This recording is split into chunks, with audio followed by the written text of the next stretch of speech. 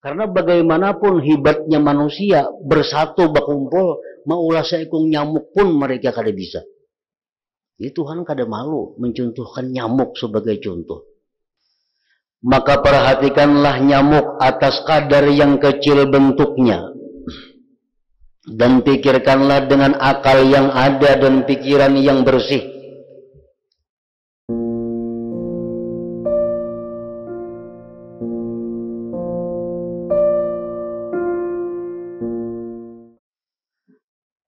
Karena tidak ada dari satu zarrah pun dari langit yang tertinggi sampai kepada batas bumi, kecuali ada padanya tanda-tanda keajaiban yang menunjukkan kesempurnaan kudrat Allah Ta'ala, kesempurnaan hikmahnya, kesudahan keagungan dan kebesarannya.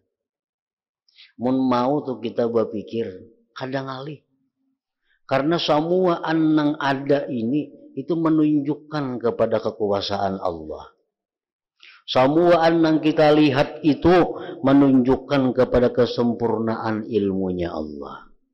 Semua yang kita lihat hari-hari ini menunjukkan kepada keagungan Allah. Amunnya kita mau, bisa. Kadang alih. Dan yang demikian itu tidaklah termasuk yang ada batas akhirnya. Allah Ta'ala berfirman, "Qul law kana al-bahru midadan li kalimati rabbi lanafidal bahru qabla an tanfada kalimatu rabbi." Artinya ketahuilah kalau sekiranya lautan menjadi tinta untuk menulis kalimat-kalimat Tuhanku, niscaya habislah lautan itu sebelum habis ditulis kalimat-kalimat Tuhanku itu. Kalimat-kalimat itu seluruhnya menunjukkan kepada kekuasaan Allah Subhanahu wa Ta'ala. Maka berenang padanya adalah menyelam dalam lautan mukasyafah dan tidak mungkin menerubus dengannya pada ilmu muamalah. Akan tetapi mungkinlah dirumuskan, diisyaratkan pada suatu contoh secara ringkas supaya ada perhatian untuk yang sejenisnya. Maka kami mengatakan, Imam Ghazali hendak melajari kita memikirkan makhluk Allah ini.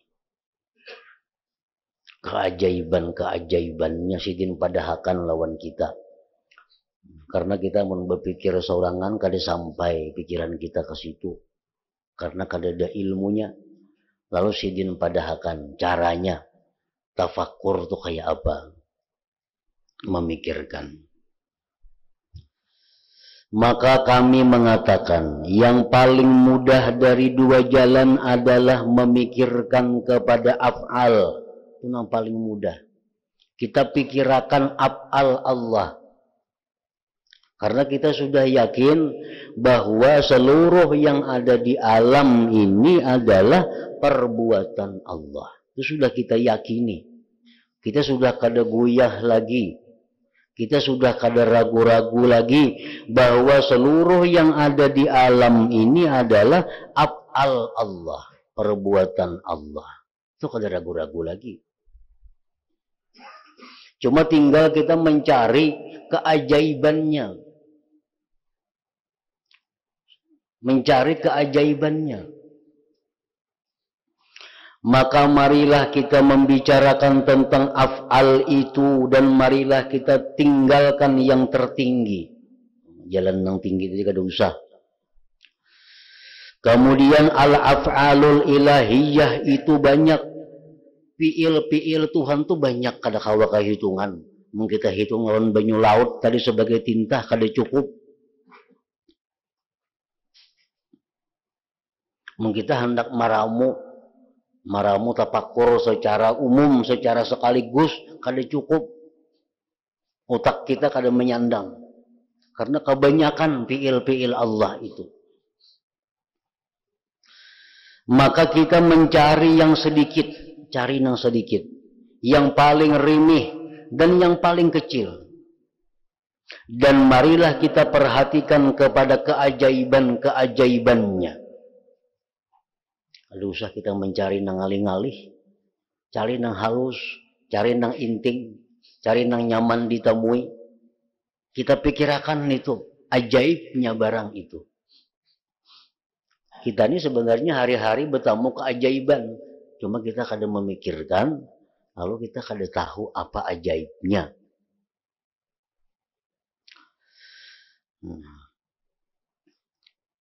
Maka yang paling sedikit daripada makhluk-makhluknya Allah adalah bumi. Bumi. Tempat kita berdiam ini ngarannya bumi. Dan apa yang berada di atasnya itu paling sedikit.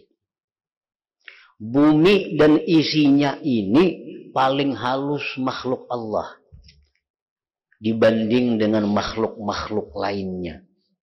Bumi ini paling halus.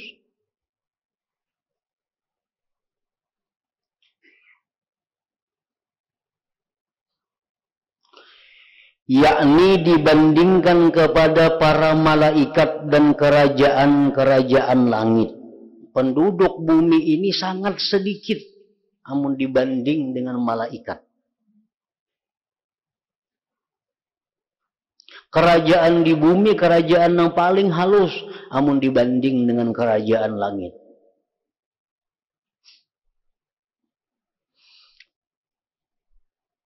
Nah, kita tahu bahwa bumi ini ternyata paling halus.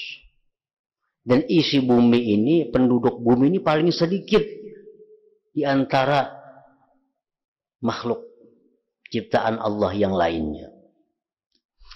Maka jikalau kamu memandang kepadanya bumi dari segi jisim dan dari segi besar pada dirinya, maka matahari menurut yang kamu lihat dari kecil bentuknya, maka ia seperti bumi dengan besar 160 kali lebih.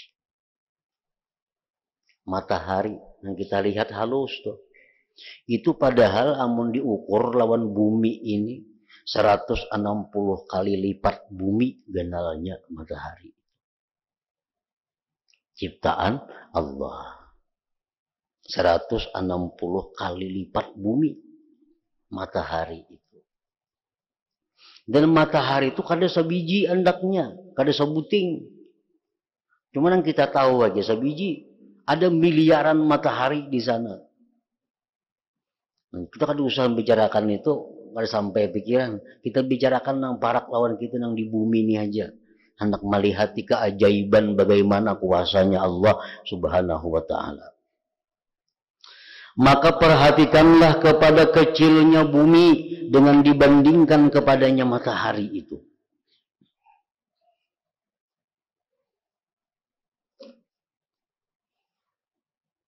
Kemudian perhatikanlah kepada kecilnya matahari dengan dibandingkan kepada jalan peredarannya, yang peredaran itu dipusatkan kepadanya. Matahari sudah ganal, jalannya matahari itu pulang, tempat ini berputar tentu lebih ganal lagi dari mataharinya. Maka sesungguhnya tidak ada perbandingan baginya pada peredaran itu. Dan matahari itu di langit yang keempat. Langit yang keempat itu kecil dibandingkan kepada yang di atasnya daripada 7 langit. Kemudian 7 langit itu pada Al-Kursi adalah seperti anting-anting yang berada di atas tanah padang pasir. Kursi Allah, wasi'a kursiyuhu, ayat kursi itu. Nah, kursi itu dibanding dengan matahari sama dengan anting-anting di padang pasir. Dan Al-Kursi itu dibanding pulang pada aras seperti itu juga. Maka ini adalah memandang dari segi zahir perurangan dan dari segi taksiran. Alangkah hinanya bumi secara keseluruhannya dibandingkan kepadanya. Bahkan alangkah kecilnya bumi dibandingkan kepada lautan. Rasulullah SAW bersabda, al-ardu fil bahar kal istabli fil ardi. Artinya bumi pada laut itu adalah seperti gendang pada bumi. Nah, tanah ulang di bumi ini, daratannya dibanding lawan lautan, kada paparakan luas lautan dibanding daratannya. Kebenaran ini dapat diketahui dengan penyaksian dan percobaan. Coba aja ukur. Mana banyaknya darat lawan laut. Kawa diukur, kawa diketahui. Bahwa yang tampak dari bumi, dari permukaan air ada seperti pulau kecil. Dibandingkan pada seluruh bumi. Kemudian perhatikanlah kepada anak Adam yang dijadikan dari tanah, yang ia adalah sebagian dari bumi. Disuruh kita menyaksikan manusia, yang manusia itu dibuat dari tanah. Perhatikanlah kepada hewan-hewan yang lainnya, dan perhatikanlah kepada hewan yang kecil dengan dibandingkan kepada bumi. Kita bandingkan pulang bumi lawan manusia, asagana lah pulang bumi itu manusia. Kita bandingkan pulang nyamuk lawan manusia, asagana pulang manusia itu. Tinggalkanlah darimu akan semuanya itu. Kada usah dipikirkan itu, kegenalan. Maka yang terkecil dari apa yang kita ketahui dari hewan-hewan itu ialah nyamuk. Taun dan sejenisnya. Allah Subhanahu wa ta'ala dalam Al-Quran menyatakan, innallaha la yastahi ayyadriba mathalan ma ba'udatan fama fawqaha. Surat Al-Baqarah. Artinya Allah Subhanahu wa ta'ala tidak malu. Tuhan itu kada supan maulah nyamuk sebagai contoh. Karena Allah menurunkan dalam Al-Quran itu ada kisah nyamuk. Dalam Al-Quran ada kisah laba-laba. Itu orang kafir menghina. Nah, apa Quran itu kisah nyamuk ada.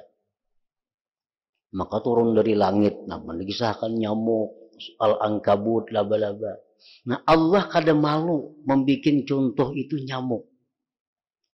Karena bagaimanapun hebatnya manusia bersatu berkumpul, maulah seekor nyamuk pun mereka kada bisa. Jadi Tuhan kada malu mencontohkan nyamuk sebagai contoh. Maka perhatikanlah nyamuk atas kadar yang kecil bentuknya. Dan pikirkanlah dengan akal yang ada dan pikiran yang bersih. Perhatikanlah bagaimana ia diciptakan oleh Allah sama dengan bentuk gajah. Nyamuk itu sama lawan gajah putungannya. Putungannya. Yang mana gajah adalah hewan yang terbesar. Karena Allah menciptakan untuk nyamuk belalai seperti belalainya gajah. Diciptakan untuk nyamuk itu atas bentuknya yang kecil sekalian anggota tubuhnya. Nyamuk tuh bujur halus, tapi lengkapnya bebatis, betangan, bemulut, behidung, bemata, semua lengkap. Sebagaimana Allah menciptakan untuk gajah, Allah ciptakan nyamuk kayak itu juga. Dengan tambahan lagi, nang gajah kada ada berisi 2 sayap untuk nyamuk. Gajah kada bersayap, nyamuk ada sayapnya. Perhatikanlah bagaimana Allah Ta'ala membagi anggota badan nyamuk yang zahir. Maka dia menumbuhkan sayapnya, mengeluarkan tangan dan kakinya, membelah pendengaran dan penglihatannya, dan dia mengatur anggota batinnya daripada anggota-anggota untuk makan dan alat-alatnya. Kita bayangkan kayak apa Allah itu maulah nyamuk itu. Di mana matanya nyamuk tuh, di mana telinganya, di mana mulutnya, di mana parutnya, di mana pengamihannya. Nah.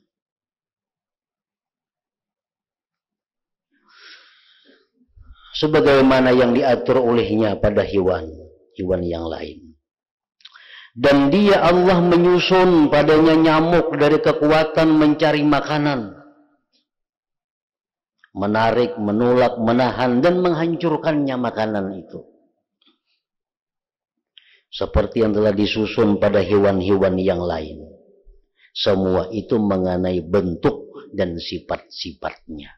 Nah, jadi sebenarnya seekor nyamuk itu sudah bisa menyampaikan kita kepada ma'rifat lawan Allah. Namun kita mau mengamati, mau memikirkan tentang keajaiban daripada ciptaan Allah Subhanahu wa Ta'ala. Kemudian perhatikanlah kepada petunjuknya, bagaimana Allah memberi petunjuk kepada nyamuk itu kepada makanannya. Diperkenalkan oleh Allah kepada nyamuk itu bahwa makanannya adalah darah manusia. Allah memberitahu kepada nyamuk makanan ikan itu darah. Kemudian perhatikanlah bagaimana Allah menumbuhkan untuk nyamuk itu alat terbang kepada manusia. Bagaimana Allah menciptakan untuknya belalai yang panjang dan belalai itu membatasi kepala.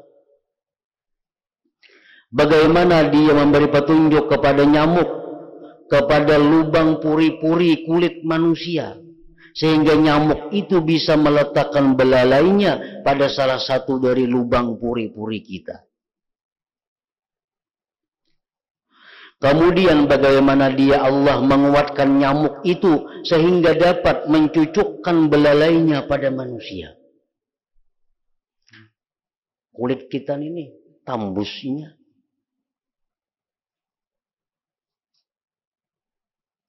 Dan bagaimana dia Allah mengajarkan nyamuk itu menghisap dan meminum darah. Dan bagaimana dia menciptakan belalai itu serta sangat kecilnya dan berlubang di tengahnya.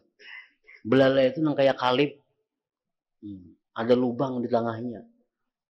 Jadi belalai nyamuk itu halus, sagan puri-puri. Ini kan puri-puri masuknya. Nah, dari halusnya itu dalam itu ada lubang kawa menghiup darah.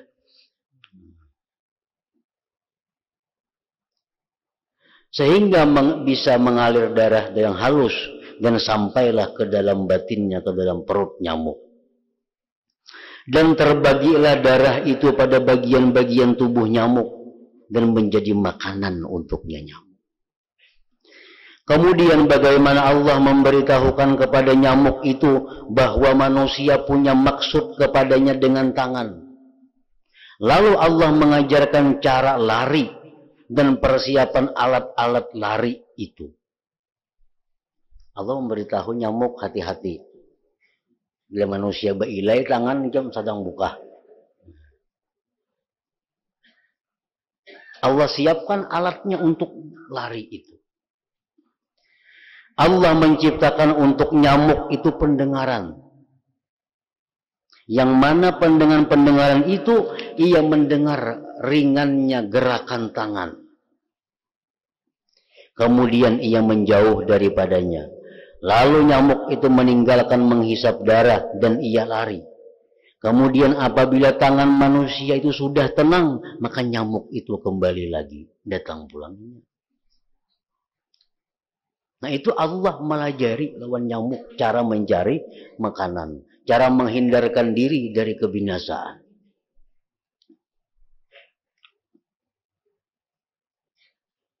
Nah ini ngarannya kita hendak ma'rifat lawan Tuhan melalui af'al, melalui fi'il Allah. Bagaimana ajaibnya. Kemudian perhatikanlah bagaimana Allah menciptakan untuk nyamuk itu 2 biji mata. Nyamuk itu bermata, 2 biji lagi matanya. Sehingga ia bisa melihat tempat makanannya. Nah, daripada hawasnya nyamuk itu, ia melihat puri-puri. Di puri-puri itu memasukkan belalainya. Mata nyamuk itu lebih tajam daripada mata kita. Sehingga ia bisa melihat tempat makanannya. Lalu ia mendatanginya serta kecilnya kadar ukuran mukanya. Kayak apa? Muka nyamuk itu halus benar. Lengkap 2 mata ada. Perhatikanlah kepada biji mata setiap binatang yang kecil. Biji matanya itu tidak ada pelupuk matanya. Binatang nah halus-halus tuh bermata tapi kada berpelupuk mata. Padahal pelupuk mata adalah yang mengkilapkan kurnia mata dari kotoran dan debu. Dia Allah telah menciptakan untuk nyamuk dan lalat 2 tangan. Maka kamu lihat lalat dan kamu mengerti, ia selalu menyapu 2 biji matanya dengan 2 tangannya itu. Ini kada bisa kelupak mata. Jadi menyapu matanya itu hanya dengan tangannya. Adapun manusia dan binatang yang besar, maka Allah menciptakan untuk kedua matanya pelupuk mata. Kalau binatang ganda itu berpelupuk mata. Sehingga terkatuplah yang satu atas yang lain. Dan tepi 2 pelupuk mata itu tajam.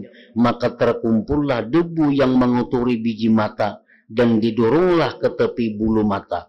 Allah menciptakan bulu mata itu hitam. Supaya ia mengumpulkan cahaya mata. Dan menolong untuk melihat. Dan baguslah bentuk mata. Dan bersusunnya bulu mata ketika berterbangannya debu. Bersusunnya bulu mata itu mencegah masuknya debu dan tidak mencegah penglihatan. Jadi bulu mata kita ini sebenarnya adalah penghalang debu. Adapun nyamuk maka diciptakan untuknya 2 biji mata yang mengkilap tanpa pelupuk mata. Dan diajarkan kepadanya cara mencemerlangkan mata dengan 2 tangan. Dan karena lemah penglihatannya, nyamuk ini penglihatannya lemah. Kamu melihatnya, ia selalu terbang ke arah yang terang, lampu. Maka ia mencari cahaya siang. Maka apabila ia nyamuk melihat cahaya lampu di malam hari, ia menyangka bahwa ia berada dalam rumah yang gelap. Dan cahaya itu adalah lubang dinding dari rumah yang gelap ke tempat yang terang. Maka ia senantiasa mencari cahaya yang terang dan melimparkan dirinya pada cahaya itu. Maka apabila ia telah melewati cahaya yang terang itu dan ia melihat kegelapan, maka ia menyangka bahwa ia tidak mengenai sasaran untuk keluar lewat lubang dinding dan ia tidak mengerti atas jalan yang sebenarnya. Maka ia kembali kepada cahaya itu berkali-kali sampai ia terbakar.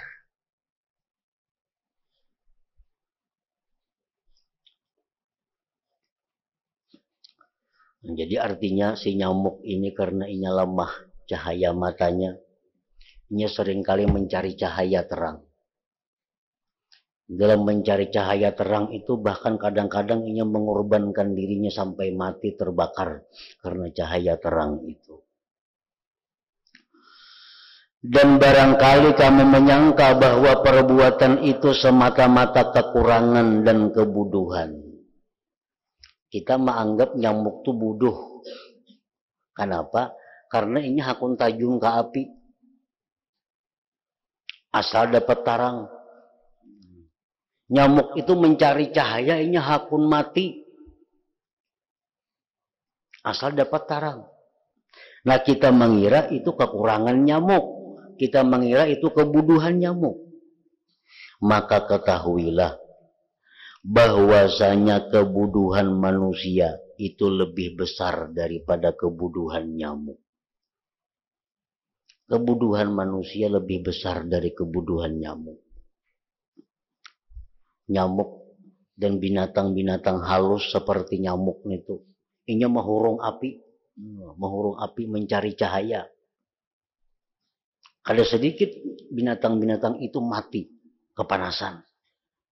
Tapi kada peduli, nang lain tetap kayak itu juga di tangan pulang. Kenapa? Nya mencari tarangnya itu. Walaupun dirinya mati terbakar. Nah apakah itu kita anggap satu kebodohan bagi binatang? Itu bukan kebodohan. Ada yang lebih bodoh daripada itu, yaitu manusia.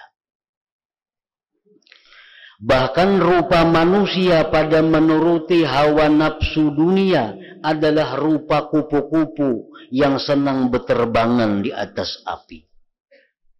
Manusia-manusia yang hidupnya ini menuruti hawa nafsunya. Manusia-manusia yang hidupnya ini mengejar cita-cita duniawinya. Itu sama lawan kupu-kupu, nyamuk yang berterbangan di atas api. Karena tampaklah bagi manusia cahaya nafsu syahwat dari segi zahir rupanya. Manusia ini menyangka dari segi zahir bahwa mun aku kaya, aku akan nyaman. Amun aku punya jabatan, aku akan nyaman. Mun aku jadi kepala, aku akan jadi nyaman. Nah, ini melihat dari segi zahir.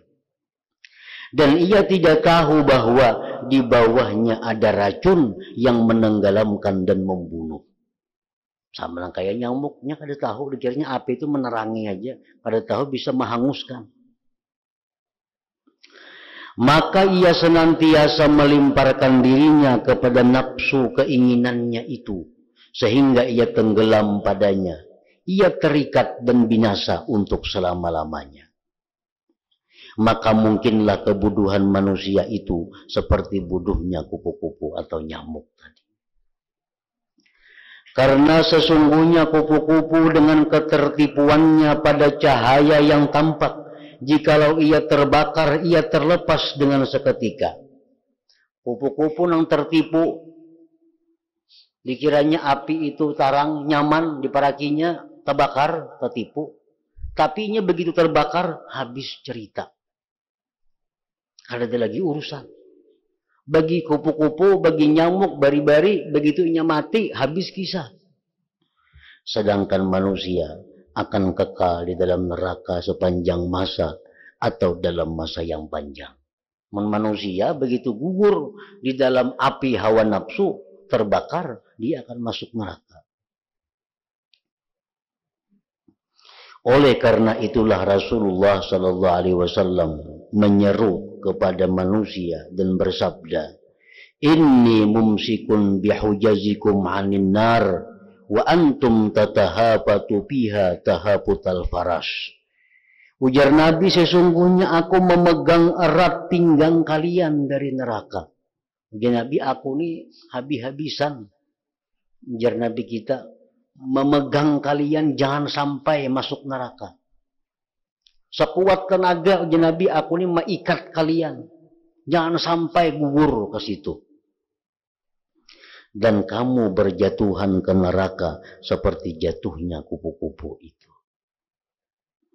Tamsil, misal ini adalah satu sinar cemerlang yang ajaib dari keajaiban-keajaiban ciptaan Allah Ta'ala pada hewan yang paling kecil.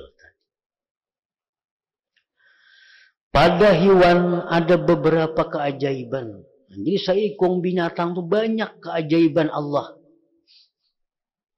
Yang mana jikalau berkumpul orang-orang yang dahulu dan orang-orang kemudian untuk meliputi dengan hakikatnya, niscaya lemahlah mereka dari hakikat itu. Kalau kita hendak mengetahui keajaiban seekor binatang tuh, hendak mengetahui keajaibannya secara lengkap dan dikumpulkan ahli-ahli profesor hewan ini, hendak menggali apa istimewanya, kelebihan-kelebihannya, maka mereka kada akan mampu, kada akan habis. Dan mereka tidak mengetahui atas perkara-perkara yang tampak dari bentuknya yang zahir. Yang zahir pun kada akan habis untuk diselidiki, untuk ditafakuri. Adapun makna yang tersembunyi dari yang demikian itu, tidaklah ada orang yang mengetahuinya selain Allah Subhanahu wa Ta'ala. Nah, orang-orang dahulu dikisahkan dalam Al-Quran, begitu melihat keajaiban-keajaiban, begitu melihat segala keindahan, Rabbana ma khalaqta hadza batila subhanak. Ya Allah, tidak engkau ciptakan ini sia-sia. Semuaan itu ada mengandung rahasia. Semuaan itu ada mengandung makna dari ciptaan Allah. Cuma kita kada tahu keajaiban-keajaibannya itu. Nang tahu sepenuhnya, nang tahu selengkapnya tentang keajaiban daripada satu ekor binatang, tidak ada selain Allah Subhanahu wa ta'ala. Nah, jadi menggunakan pikir, menggunakan akal untuk tafakkur hal-hal demikian, itu menyampaikan kita kepada ma'rifatullah ta'ala.